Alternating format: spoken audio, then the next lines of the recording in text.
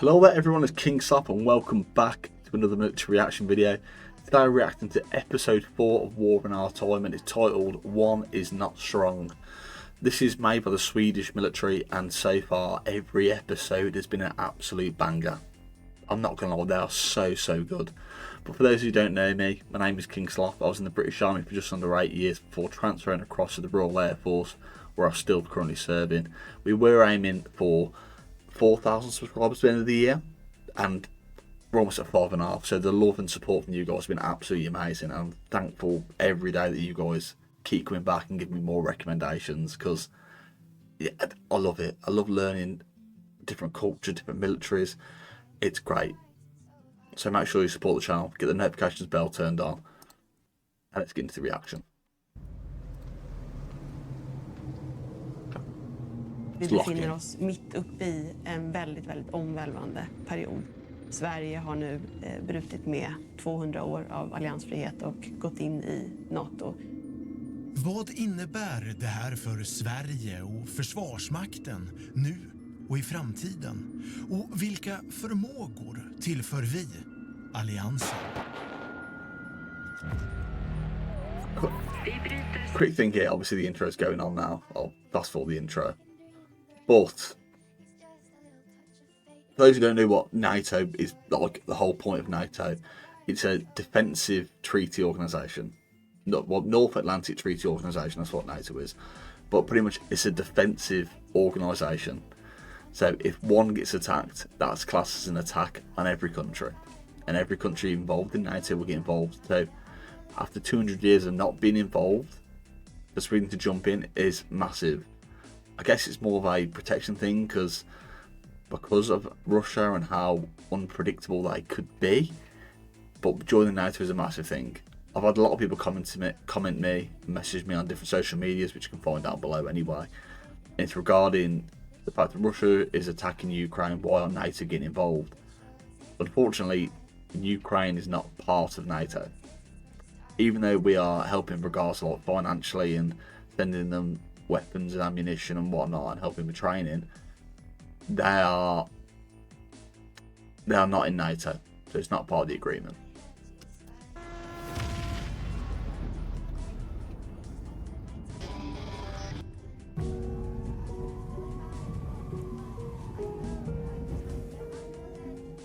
I en värld som splittras och söndras är kanske samarbeten och allianser den enda vägen framåt. Liten är svag och ensam är definitivt inte stark. Att se till sin nästa och hjälpa till där det behövs som allra mest är ju inget konstigt eller främmande egentligen. Och det är definitivt inget nytt för ett land som Sverige. Very true.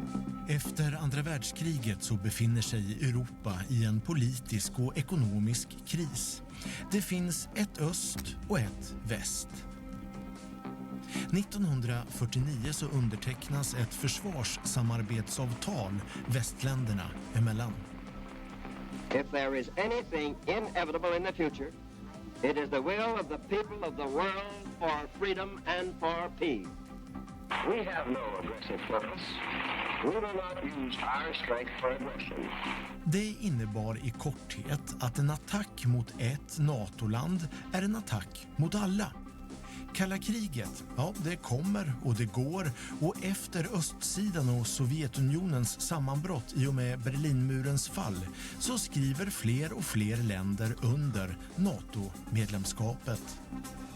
More and more countries join NATO because of how unpredictable and how volatile the world was getting.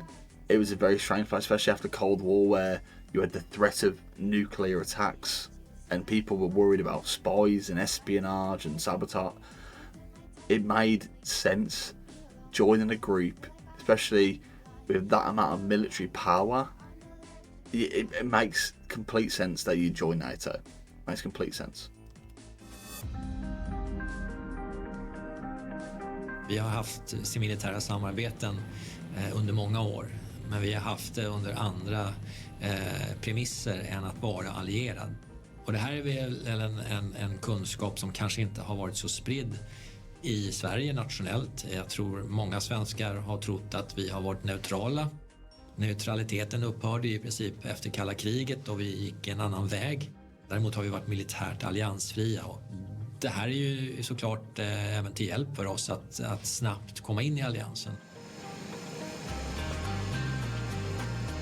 So because they had no ongoing current battles, it made sense for NATO to allow them to be part of it, because I couldn't imagine a country being in... That's why we haven't had Ukraine join NATO, because they're already in a war.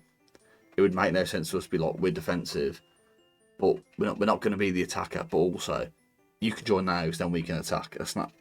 It wouldn't make sense like that. So that makes sense how Sweden got in so quickly.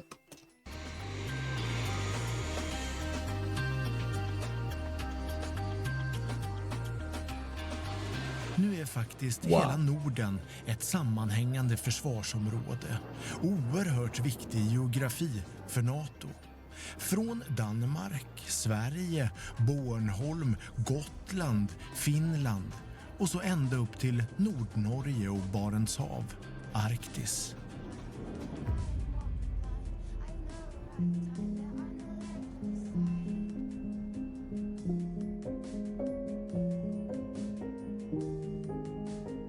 Det är svårt att hitta 5 länder som har så mycket gemensamt som de nordiska länderna. Vi har förvisso olika historiska erfarenheter av krig, konflikt, ockupation. Vi har delvis olika strategiska kulturer, men vi har också enormt mycket gemensamt. Både vad gäller intressen och vikten av att ha en regelbaserad världsordning, transparenta regler för export och handel. Vikten av demokrati, mänskliga rättigheter. Var för sig så är de 5 nordiska länderna relativt små ekonomier, inte jättemycket inflytande på världsscenen, men om man slår ihop dem så motsvarar det en G10-ekonomi. Så att i den mån det går att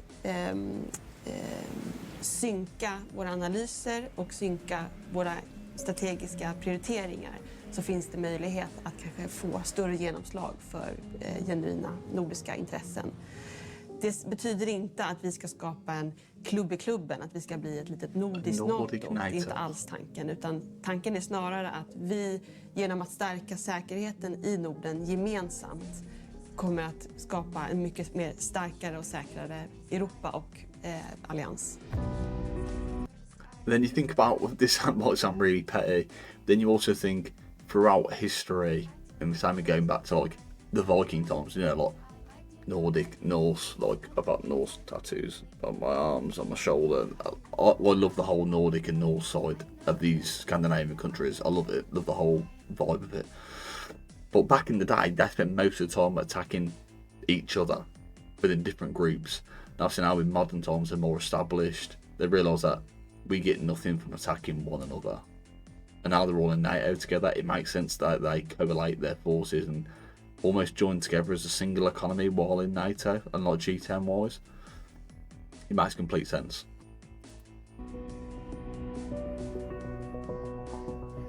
Från ryskt perspektiv så hade de säkert sin egen framtidsanalys där man agerade på en idé om framtiden, om vad en invasion av Ukraina skulle kunna leda till.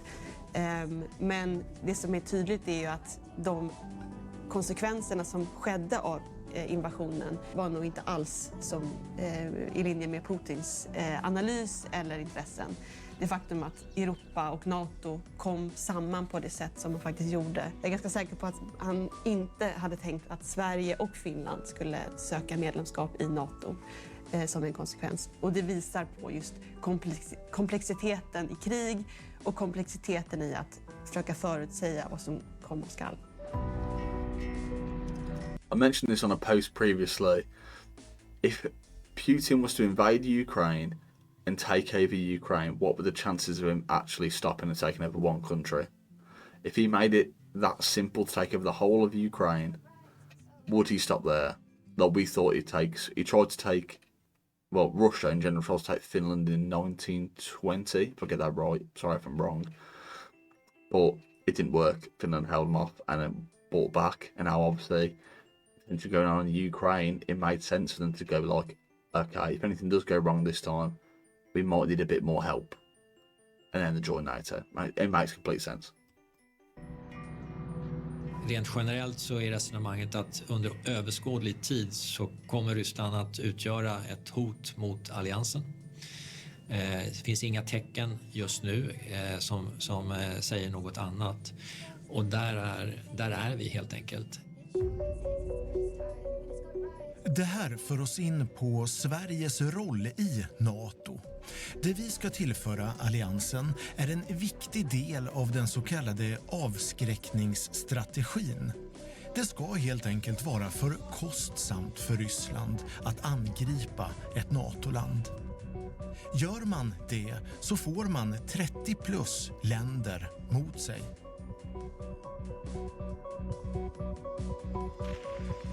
Surely that's a fight that Putin must know that he's not going to win. If he attacks a NATO country, that is 30 countries against Russia. Russia would call on North Korea. North Korea would join. China, I don't think China would dare get involved. It sounds bad, but I don't think they would at all. I think they know if they got involved, it'd just be the next World War. And because China's such a big country with a good military prowess for whatever they do in the high technology region, and I think they'd be smart enough to be like, yeah, we're not getting involved with NATO. We don't want that smoke. Sorry. Men man kan inte som enskilt medlemsland skrota sin egen försvarsmakt och tro att man ändå kommer att bli räddad om man blir anfallen. Artikel 3 i NATO-fördraget innebär att varje land måste kunna besegra en högkvalitativ motståndare på sitt eget territorium. Om det inte går så måste man i alla fall kunna fördröja honom tills dess att man får hjälp utifrån. Och det ställer höga krav på vad man i NATO kallar nationell motståndskraft. Vilket alltså gäller i hela samhället och inte bara för försvarsmakten. I grunden så är det fortfarande Sverige som ska försvara Sverige. So, does that mean in Article 3 that you must be able to defeat the enemy on your own in your own country? Okay, so I couldn't imagine Russia attacking the UK or even trying to land on the beaches like World War II. Though I couldn't imagine them doing it. They'd get they get shut out there straight away. So it's all these countries on the edge, like on the borders of Russia, that is more worrying. Because if they've got to defend themselves, they also have to build up such big, strong military. They're almost like on the front line as a country. That's a bit crazy. That's crazy to me.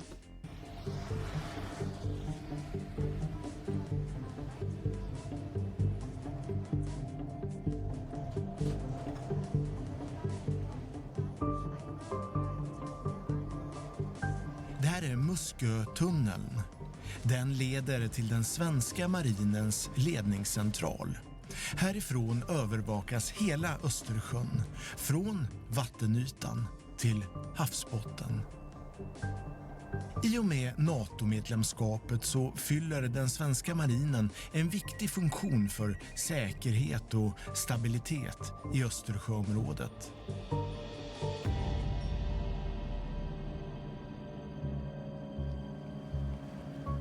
Hur ligger liksom vår undervattenskompetens rent internationellt kompetensmässigt? Den ligger väldigt högt och vi går in med NATO med gott självförtroende. Vi är eftertraktade vad avser vår. This might sound really petty here, not really petty, but why is he asking these questions to a chef? Just putting that out there. I'm sorry, just putting that out there. Expertis inom undervattensdomänen. Vi brukar säga att NATO stärker oss, men vi stärker verkligen NATO när det gäller de bitarna. Främst är det såklart ubåtsvapnet. Vi har opererat i 120 år i Östersjön och det är ingen annan som har gjort det. Och det är vår bakgård och vi kan varenda vattenmolekyl.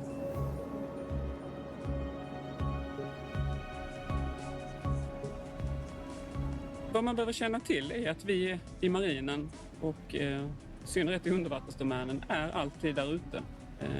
Vi har uppdrag som är spaning, underrättelseinhämtning, och då måste man jobba nära den man spanar eller inhämtar mot. Det innebär att vi såklart träffar på saker och ting där ute varenda minut och varenda sekund, och när du blinkar nu så händer det. Okay. Sammanfattat så händer det alltså saker hela tiden.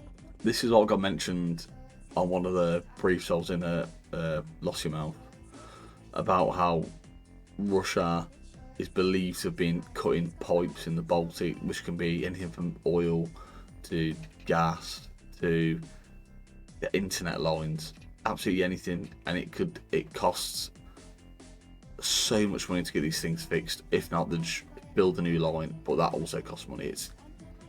It's crazy, and they have to be constantly monitored around those areas. It's mad. Från saboterade undervattenskablar och gasledningar till spionage. Och så underförstått så är det mycket som händer som aldrig når offentlighetens ljus. Att ha kontroll på undervattensdomänen och seabed warfare är därför livsviktigt.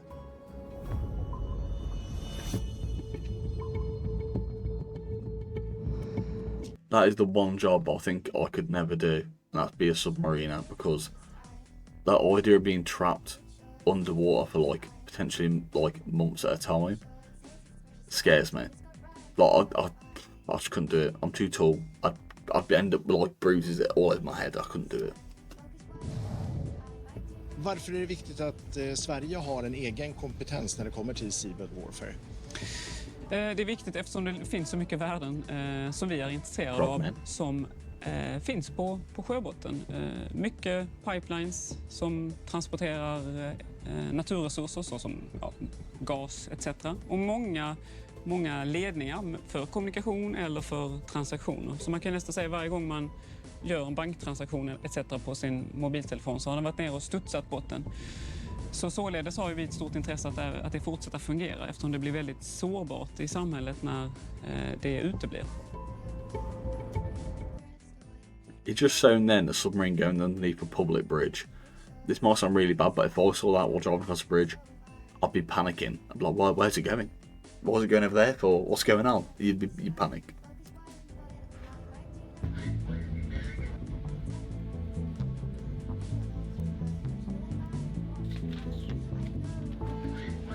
Östersjön har idag blivit ett hav dominerat av NATO-länder. Men fortfarande har Ryssland landsgräns mot Östersjön, vilket gör att även Sverige blir en frontstat mot Ryssland. Vi ska alltså inte bara kunna erbjuda allierade värdlandsstöd, vilket är en vanlig missuppfattning som många gånger hörs i media. Marinen måste förhålla sig till strandstaten Ryssland som har 2 strandhamnar då i Kaliningrad och Sankt Petersburg. Och det är ju en front som ligger i havet och det är där vi verkar. Mm-hmm.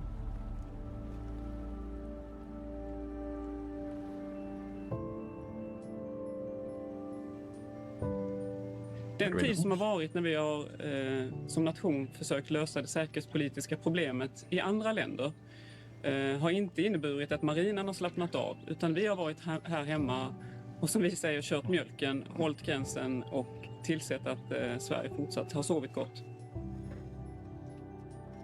Well, especially as how active Russia's navy is and how active their air force is, it makes sense that the Swedish navy have been constantly going, because some things can't be seen, like you can't see a plane, like you can't see a submarine underwater what it's doing, so they're constantly got to be on the lookout for these sort of things, otherwise it could affect Sweden massively.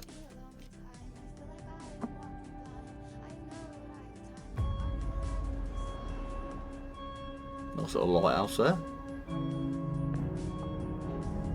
Först ut som Sveriges bidrag till det kollektiva försvaret är skarpa minröjningsinsatser i NATO-sammanhang och marina fartyg till stående NATO-styrkor. svenska förband som verkar i Baltikum och stöd från flygvapnet till andra medlemsländer. Så från och med inträdet i alliansen så försvarar vi nu tillsammans vårt gemensamma sätt att leva.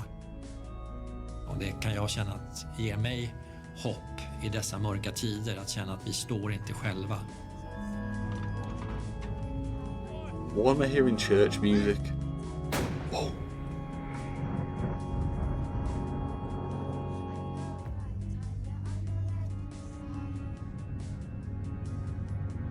Oh yeah, there's got a little bit left to say. I like his little outros. Men hur robust det militära samarbetet än är så kommer det alltid finnas svaga länkar i totalförsvarskedjan. Länkar som är lite jobbiga att prata om, för om de skulle brista så finns det inget säkerhetsnät. I nästa... You're right there. You're right. That's worrying. When he mentioned there about weak links, that is very true. If one country topples, that gives Russia the motivation to continue and carry on being absolute nightmares and taking any other country. It's almost like when Germany took Poland. Like every country sort of they either surrendered straight away or they fought back a little bit. They went, okay, no, it's too much. Whereas now we have NATO, that shouldn't be happening. That shouldn't be a thing. But anyway, I hope you enjoyed the video. Make sure to leave a like, comment down below what I should react to next and what you actually thought of this video. What do you think of Sweden's Navy? Because it seems like they're very, very strong. Subscribe, it helps massively. Make sure you get those notifications turned on for more videos that come out in the future. It's been King Sloth. Peace.